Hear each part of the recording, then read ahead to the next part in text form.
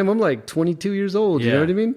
And so it was really tough, but for whatever reason, they decided to let him move to fish, and then he trained me to do this, become the saucier, cook the meat, and do the sauces and all that. Man. And then I trained my replacement on the. What is the second station you worked there was the meat station? That's crazy. That doesn't happen. It was crazy. We're cooking lamb, buffalo, tasting menus. That's where I learned to cook foie like a madman. You know what I mean? Baste. Crazy. Undercook it, then flash it. For real, dude.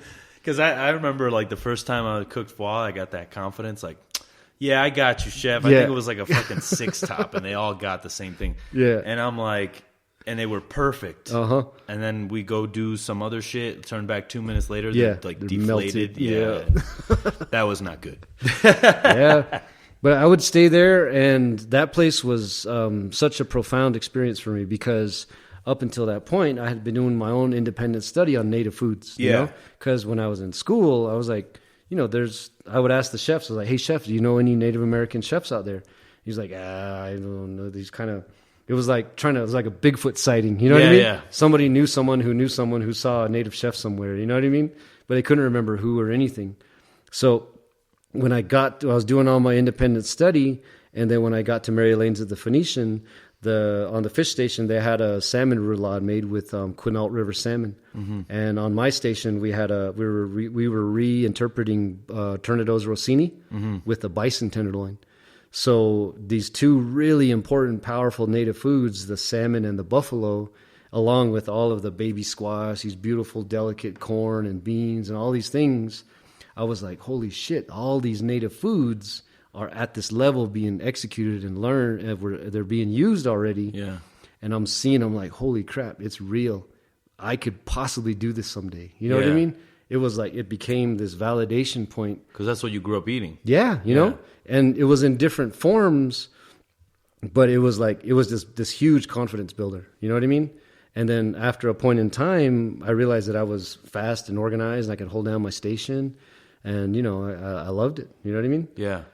So while I was there, that's when I came up with the concept of the Native American Culinary Association. Yeah.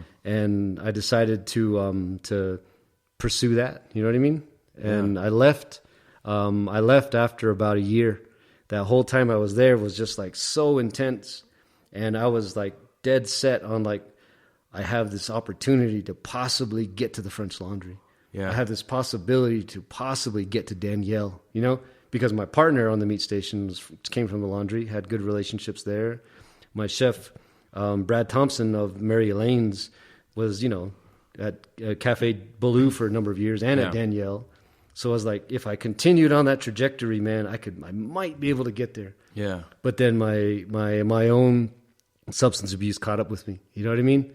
All that shit, and then I left. Yeah. I left. I got in some trouble. I caught a case again, and it just that whole point in time, it's where it really, for me as a native person, I say it spiritually forged me as a young cook. Yeah. You know what I mean? I got to see how to create a message through a tasting menu. I got to see chefs thinking about how people will emotionally feel about a certain dish before a certain dish. Yeah. You know what I mean? And I was working with the best ingredients and the best people. There was people from like the Inn at Little Washington, Danielle, the Laundry, La Panache. There was people that had stage with like DeCoste. Yeah. People that spent time with Trotter, And I'm in that environment, this brown kid on the line from the poor old White River where we just went to. You know what I mean? So I now being like 41 years old, looking back on that time, I was desperate to fit in, but I knew I didn't fit in. You know what I mean? Yeah. And so that's what kind of now looking back, and this ain't no excuse. I just started getting high and using again because it was so fucking stressful. And I couldn't believe that I was doing so well. You know what I mean? It's like, what the fuck? Is this real? It's going to come crashing down anytime because that's how we grow up. Yeah. We grow up things being okay for a minute, but then something's got to happen. You know what I mean? Yeah. And when life stabilized and Mary Elaine's brought this level of discipline and professionalism and opened up the possibility of me working and doing shit on a level that I dreamed of, it was fucking scary. You're like, what the fuck? Is this real? Do they really believe in me? All that doubt and shit kicks in. Yeah. But so I would leave there and just thinking like, I was like 20, almost 24. And like, I was like, they were like, yeah, you can come back someday. The position might be open again. You did excellent. Maybe you'll come back. But to me, I had no idea how difficult it would be to get back at that level. You know what I mean? Right. So I was like, all right, cool, man. They said I might be able to come back. And so I'm going to start doing native foods. Yeah. And so my son, Ari, who you met tonight, he was just born. He was a newborn while I was at Mary Lane's. And so I said, all right, well, I'm going to roll the dice and go solo and try to study and develop my own style of native cooking. Mm-hmm. So that's when life really changed, and I began to just give everything to Native American cuisine. You know what I mean? And it was tough, man. I worked for a long time as an independent contractor, working for free, trying to stage, doing as much as I could to self-educate myself. And it was heartbreaking, dude, to realize I had gotten that close to the laundry or Danielle, because I had worked so hard, put in so much effort, done so much study, that I had really blown up these people into larger than life. Yeah. That when it evaporated, it fucking broke my heart. Yeah. And I didn't even know that my heart was broken. You know what I mean? Yeah. I just walked around jaded. Yeah. Every other job after that, I was like, fuck, man, this ain't a French flat top. This ain't real foie gras. This ain't real caviar. This ain't truffles. You know what I mean? Yeah. Everything could never match up to where I was once at. And so I was like, man, fuck it. Well, anyway, my Thomas Keller, Charlie Trotter, Daniel Ballou, Jean Georges, Bocuse, these guys don't have what I need anyway in terms of native foods.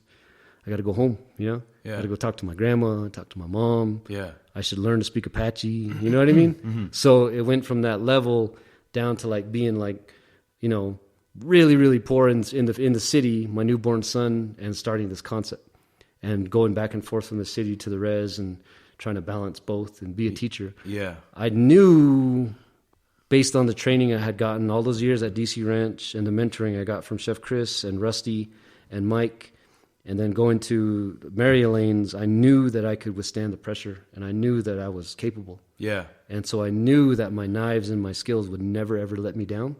You know what I mean? So I've really stood on that. And so the concept of Native American cooking and cuisine and my skill level as a young 23, 24-year-old chef or cook was like, it was unusual. You know what I mean? Yeah. I could reinterpret these hardcore, like rezzed out dishes with Spam or fry bread or dishes like that on a real technical level. Yeah. Just make them look completely like something else, but they taste like native foods. You know what I mean? So that catapulted me into a lot of different work. But I wouldn't return to super fine dining ever. Ever. Gotcha. Like I would get near it again. I would work in spots that were doing, great cooking and great regional American style cuisines in the Pacific Northwest near Seattle. And I'd go and stage and do different stuff. What restaurants over there? I was at a winery in Washington State called Cave Bee Inn. Mm-hmm. And I was working for a chef there who was one of the first chefs that I had seen write a cookbook about native foods. Yeah. The book is called Foods of the Americas, mm-hmm. And that's Fernando Davina. He's a Beard Award winner for that book. Gotcha. And so I had made the trek, and I was able to go up there because I got off probation. This whole period, everything's happening in chaos, man. Yeah. How many years of chaos was it?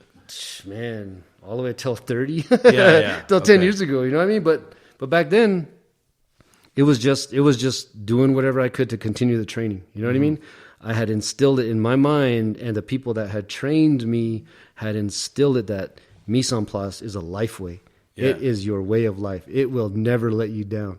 Your knives, your skills, everything you build, and treat people with respect because you never know who they're going to become in this world. Exactly. You know what I mean? Yeah. Because it's a small knit community of us. Yeah.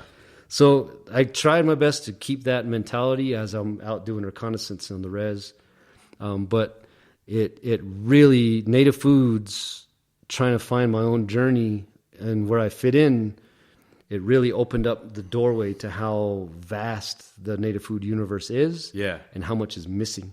Gotcha. So it really began to change and pull me in different directions when I was like 25 or 26. Yeah. Yeah, man.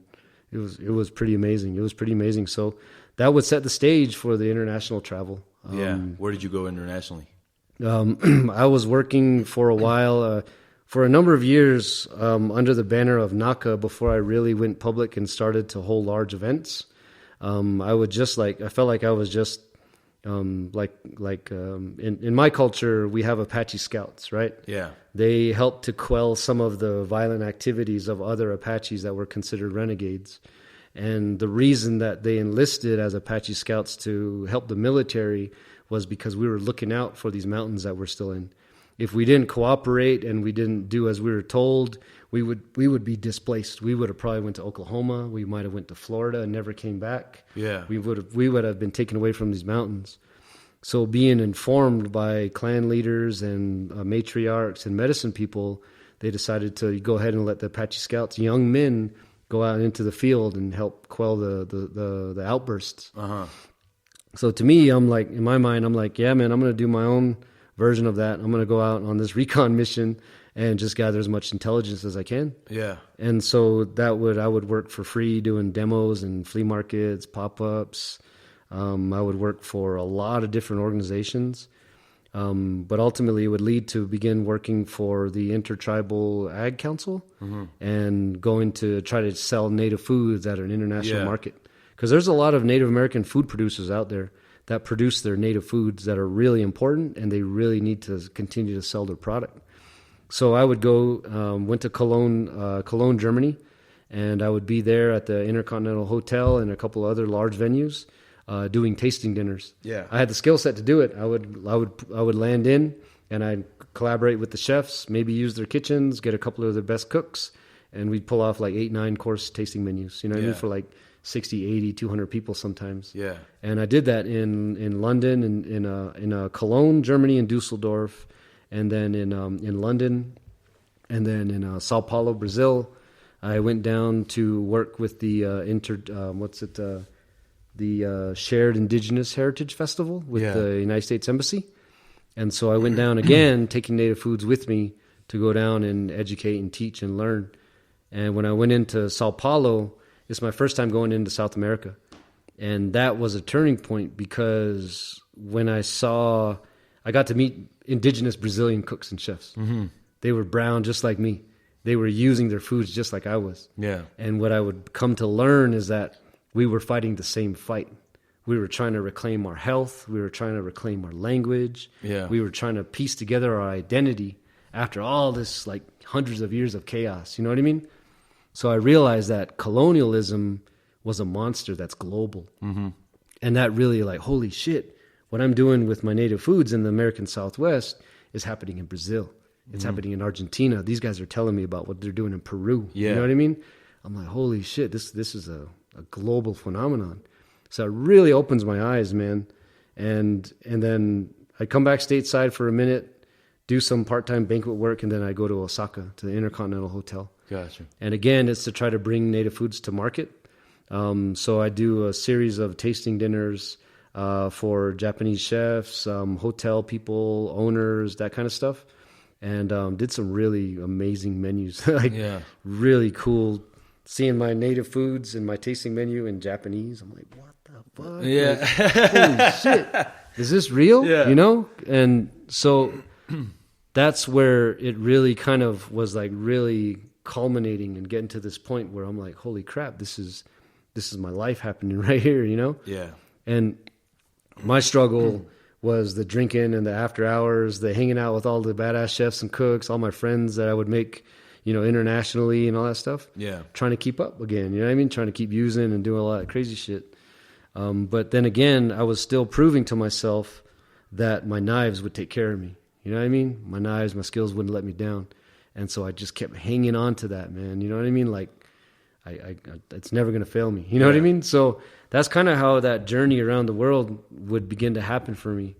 And, you know, in the meantime, you know, I've taught presentations at like the CIA and Napa. When I visited you guys at Meadowood over there, they asked me to speak, and I was like, holy shit, I've spoken at, you know, a lot of universities across the country, a lot of local small res community centers. You know, one of my daughters was a ballerina, and I was a ballet chef for their girls here. Yeah, you know what I mean? Yeah, dope. So I've done a lot of different stuff, and I think that really has helped to like humble me in terms of how I approach native foods.